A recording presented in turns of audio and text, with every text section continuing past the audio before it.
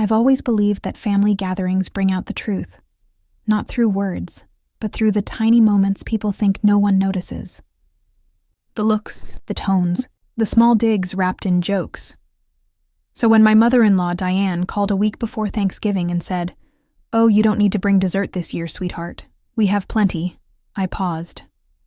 See, for years, my dessert, my homemade caramel apple pie, had been the highlight of the family table. Diane used to boast about it. "You should taste my daughter-in-law's pie," she'd tell her church friends. "It's better than anything from a bakery." But lately, something had changed. Ever since her other daughter-in-law, Jenna, entered the picture, there was tension. Jenna was the kind of woman who arrived at every family event with perfect hair, a perfect smile, and the kind of confidence that said, "I belong here more than you." Last Christmas, she'd accidentally brought the same dessert as me, only hers was store-bought. Still, Diane made sure Jenna's went in the center of the table while mine sat at the far end. This time, when she told me not to bring dessert, I smiled into the phone and said, "Of course, Diane, whatever you prefer." My husband, Mark, overheard and frowned. "You're not going to make your pie?" he asked. "Nope," I said simply, trying to sound unbothered. He raised an eyebrow. "You love making that pie, and everyone expects it," I shrugged. "Apparently they have plenty." Truthfully, it hurt more than I admitted. That pie was more than a recipe. It was my mom's. She taught me how to make it before she passed away. Every Thanksgiving since then, baking it had been my quiet tribute to her. The smell of cinnamon and butter filling the kitchen felt like she was still there. But if Diane didn't want it, fine. I wouldn't force it. The day of Thanksgiving came, and as usual, we arrived a bit early. Diane opened the door, all smiles and perfume, her gold bracelets clinking as she pulled Mark into a hug. "Oh, good, you're here," she said brightly. Come in, come in." Then she looked at me, and there it was. That flicker, that polite but frosty smile that said, "You're trying too hard." "Did you bring anything?" she asked, glancing at my empty hands. "No," I said sweetly. "You told me not to." Her smile twitched. "Just slightly. Right, of course." As we stepped inside, the smell of turkey and stuffing hit me, along with the sound of laughter from the kitchen. Jenna was there, wearing a sparkly apron that read, "Kiss the Cook," setting down 2 pies on the counter. I could almost feel Diane's pride radiating from across the room. "Look at Jenna," she said loudly. She brought pumpkin and pecan. Such a thoughtful girl. Mark shot me a look, the kind that said, "I'm sorry." I just smiled back, calm and steady. I took my seat and helped set the table, pretending not to notice that Diane kept introducing Jenna's pies to everyone who walked in. Dinner was nice enough at first. Small talk, laughter, the usual. But as the plates emptied and people leaned back with full bellies, I knew what was coming. Because every year, every single year, someone asked the same question. "So," Uncle Jim said, patting his stomach, "when do we get the famous caramel apple pie?" The room quieted a bit. Diane froze. Jenna blinked. "Oh," Diane said quickly, her voice high-pitched. "We, didn't have it this year." "What?" Aunt May said. "But that's the best part of dinner." I folded my napkin slowly, keeping my face neutral. "Yeah," Cousin Emily added. "We've been talking about it all week. That crust is unbelievable. What happened?" I looked up and met Diane's eyes, calm, steady, no malice, just truth. "You'll have to ask her," I said softly, tilting my head toward Diane. A ripple went through the table. Diane's face flushed, but she forced a laugh. "Oh, well, I told her not to worry about dessert this year. Jenna brought plenty." Everyone turned to look at Jenna's pies. No one said a word. Then Aunt May reached for a slice. "Well, let's give these a try, shall we?" She took a bite, chewed, swallowed, paused. "It's nice," she said finally. "Very store-bought." Mark coughed into his drink to hide a laugh. I bit the inside of my cheek to keep from smiling. The room filled with awkward chatter as people quietly moved on. But I could feel Diane's glare burning into me like sunlight through glass. I said nothing. I didn't need to. Because for once, the silence spoke louder than words. When we got home that night, Mark turned to me and said, "You really didn't have to do that." "Yes," I said, taking off my earrings. "I did." He hesitated. She'll probably call tomorrow. I smiled faintly. I know, and she did. But that phone call, and what I decided to do next, would change how Diane saw me forever. The next morning, I woke up to 3 missed calls, all from Diane. Mark was still asleep beside me, snoring softly, blissfully unaware of the family storm brewing on my phone screen. I stared at it for a moment, debating whether to answer. Part of me wanted to avoid the drama. The other part, the part that had spent years quietly swallowing little jabs, wanted her to say it. I finally picked up when she called again. "Good morning, Diane," I said, keeping my voice light. There was a sharp inhale on the other end. "I just wanted to say," she began, her tone tight, "that what you did last night was extremely passive-aggressive." I blinked. "I'm sorry, what did I do?" "You embarrassed me in front of the entire family," she said. "You made it sound like I banned you from bringing dessert." I almost laughed. "You did," her tone turned shrill. "That's not what I meant. I was trying to give you a break. You've worked so hard every year." "Diane," I interrupted gently, "you told me, very clearly, that there was plenty of dessert. So I didn't bring mine. I was just respecting your wishes."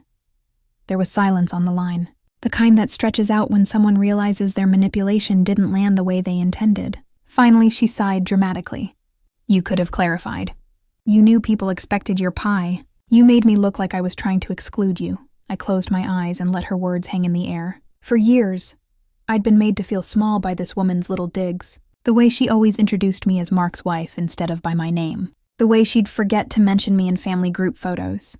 The way she called Jenna the real baker after she bought frozen cookies from Costco. But this time, I wasn't playing her game. "I didn't make you look like anything," I said quietly. "You did that all on your own." Her gasp was audible. "Excuse me?" "Have a nice day, Diane," I said softly and hung up. For the next week, the tension simmered. In the family group chat, there was an eerie silence. No one mentioned Thanksgiving. No memes, no plans for the next get-together. Just the occasional good morning from Aunt May, trying to keep things normal. Then, a few days later, a picture popped up in the chat. It was Jenna holding up 2 pies with a caption, "Round 2, learning to bake properly this time." The comments rolled in fast. Little hearts. "Yum," emojis, and compliments from people who hadn't even been at the dinner. But Aunt May broke the streak. "Still not as good as hers, though," she wrote. No one replied after that. That evening, Mark came home from work, clearly uneasy. He set his keys down and rubbed the back of his neck. "Mom called me today," he said. "Let me guess," I said. "She's upset I hung up on her." He hesitated. "She said she feels like you're trying to turn the family against her." I laughed softly. "All I did was stay home and bake nothing." Mark sighed. "You know how she is. She takes everything personally." "Mark," I said, turning to face him. "She's been doing this for years. Every time I let it slide. I didn't last night. That's the only difference." He sat down beside me, guilt flickering across his face. "You're right. I know you're right, but she's my mom, and I just don't want to be stuck in the middle." I softened. He wasn't the villain here. He was just caught between 2 women who loved him in very different ways. "I know," I said, touching his hand. "But at some point she has to understand that respect goes both ways." He nodded slowly, though I could tell he wasn't sure how to fix it. A few days later, I decided to do something I hadn't done in a while. Bake. Not for Diane, not for family approval, just for me. As I rolled the dough and sliced the apples, the smell filled the kitchen, warm and comforting. I thought of my mom, how she'd always say that people's true nature comes out when food is involved. "The ones who share your table without sharing their hearts," she used to say, "aren't your people." When the pie was done, I took a photo of it. Golden crust, glossy caramel, just like old times. I posted it to my Instagram story with a simple caption, "Made Mom's pie again." She always said love is best served warm, not with a side of ego. I didn't tag anyone. I didn't have to. Within 10 minutes, I saw it. Seen by Diane. The next morning, Mark came into the kitchen looking half amused, half nervous. "So," he said, leaning against the counter, Mom saw your post. I figured, I said, sipping my coffee. She said you're trying to send a message. I smiled. I already did. She just got it late. He chuckled despite himself, shaking his head. You're dangerous when you're calm. I'm done arguing, I said simply. If she wants peace, she can have it, but not on her terms anymore.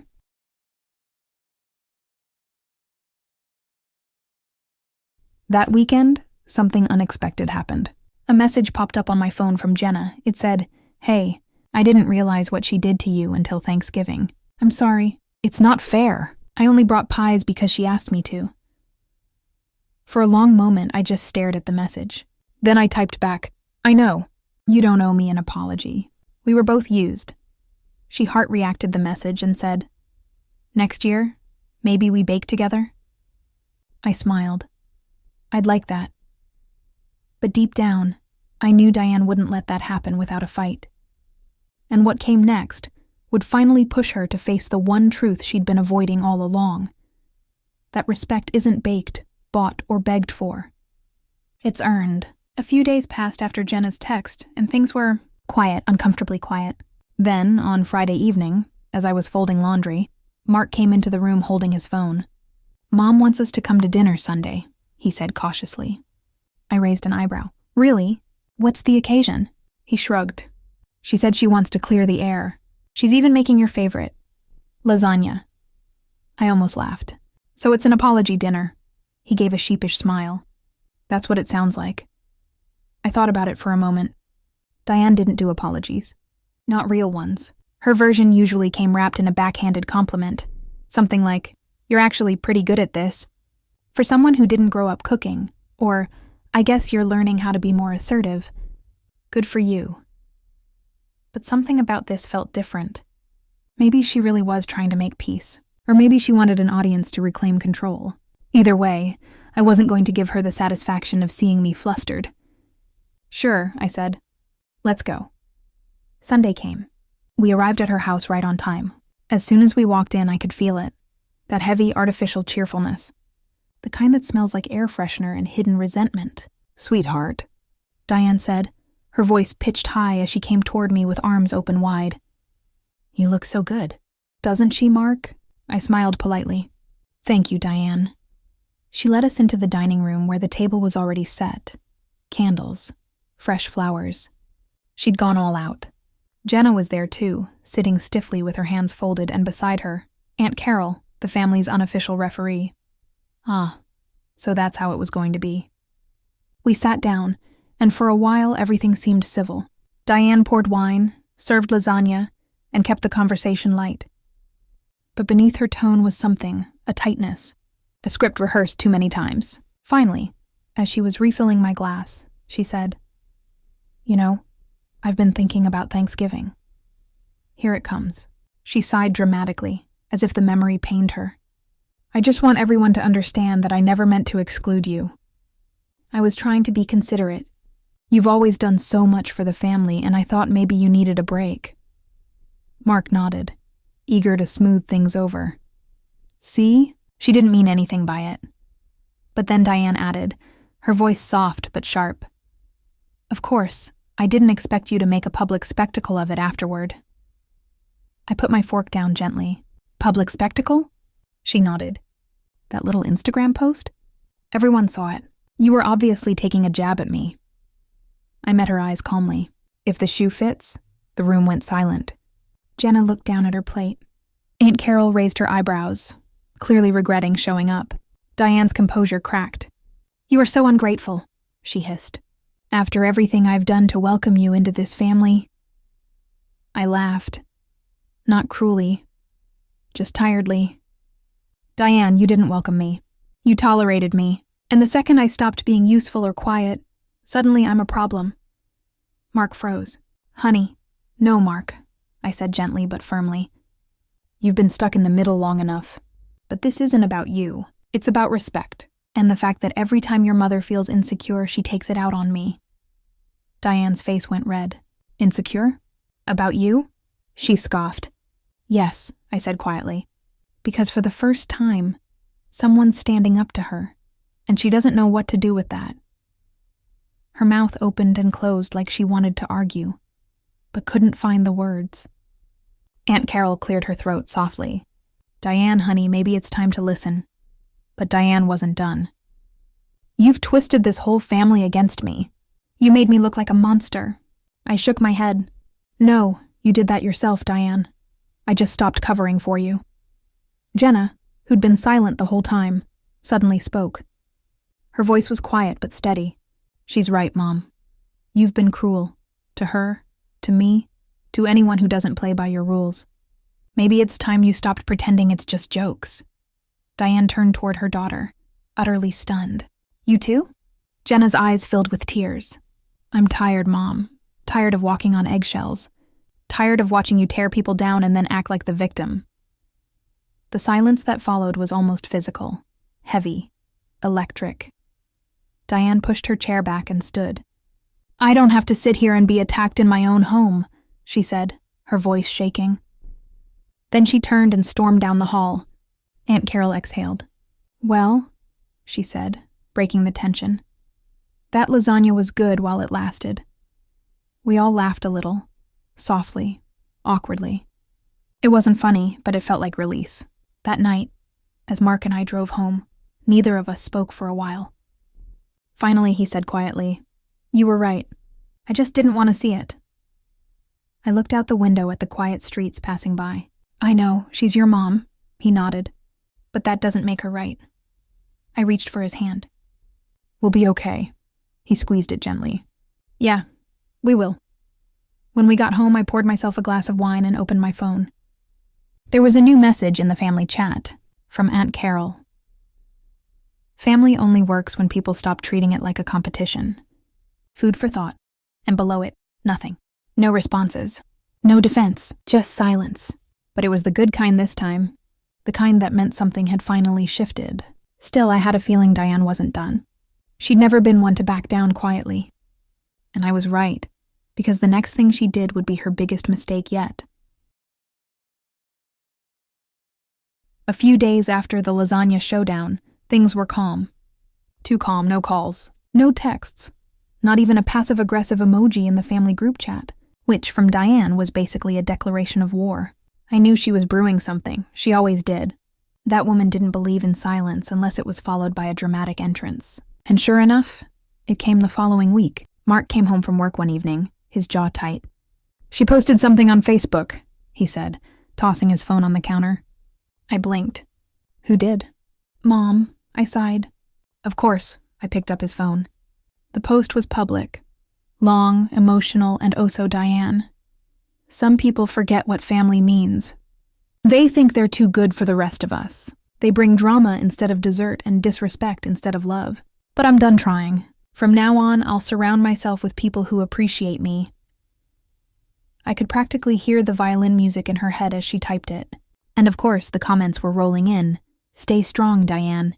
You're too kind for this world." Some daughters-in-law just don't know their place. Classic sympathy trap. Mark groaned. "I'll talk to her." I shook my head. "No, don't. Let her perform. I'm not playing that game." But what I did do was tell the truth. Quietly.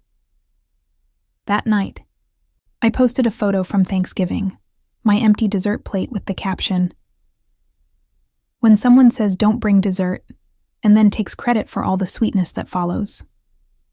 That was it. No names, no accusations, just truth wrapped in civility. And yet, people knew. The next morning, Diane's post was gone. The comments section, silent. Her profile picture, changed from a smiling family portrait to a photo of just her holding a wine glass. That's when I knew I'd won. Not because I'd humiliated her, but because I didn't have to. She did that to herself. A few days later, something unexpected happened. Jenna came by, alone. She brought coffee and looked nervous as she sat on my couch. "I owe you an apology," she said. I smiled softly. "You don't owe me anything." She shook her head. "No, I do. Mom raised me to believe that standing up to her was disrespectful. But now I see, letting her keep hurting people was the real disrespect." Her voice cracked. "I'm sorry I didn't speak up sooner." I reached out and squeezed her hand. You did when it mattered. We sat there quietly for a while, sipping coffee and watching my son play on the rug. There was peace in that moment, the kind of peace that only comes after years of tension finally snap. Then Christmas rolled around. This time the invitation came from Jenna, not Diane. She was hosting, and everyone was invited except her mother. I hesitated at first. It felt wrong to exclude someone, even Diane. But Jenna said softly, "She needs to understand consequences. Maybe this is the only way she'll listen." So we went, and it was beautiful. No drama, no cutting remarks, just laughter, food, and genuine connection. Halfway through dinner, Jenna stood up and clinked her glass. "I just want to say something," she began. "This is the first Christmas in years that feels like family. And it's because we stopped pretending everything was fine when it wasn't." Everyone nodded. Even Mark, who had always tried to keep the peace, looked lighter. Then, from across the table, Aunt Carol whispered with a wink, "So, any pie tonight?" I laughed. "Of course." I brought out my famous caramel apple pie, the one everyone used to beg for every holiday. The room filled with the smell of cinnamon and sugar, and people actually cheered. Mark cut the first slice and handed it to me. "For the queen of dessert and boundaries." I rolled my eyes, smiling. That's a weird title, but I'll take it. The next morning, my phone buzzed. A text from Diane. "I saw pictures. Looked like you all had fun." For a second, I almost felt bad. Almost. Then she sent another. "I didn't realize how much people missed your pie." And finally, "Maybe next year we can start over. I'll bring dessert this time." I didn't reply right away. I just looked at the message, thinking about everything that had led here. The control, the manipulation, the years of biting my tongue. Then I typed, "That would be nice, Diane. But remember, everyone brings something to the table, even if it's not dessert." She left me on read. And honestly, that was enough. Because for the first time in years, I wasn't bitter. I wasn't angry. I was done. Sometimes the sweetest revenge isn't payback. It's peace. And this time, dessert was just the beginning.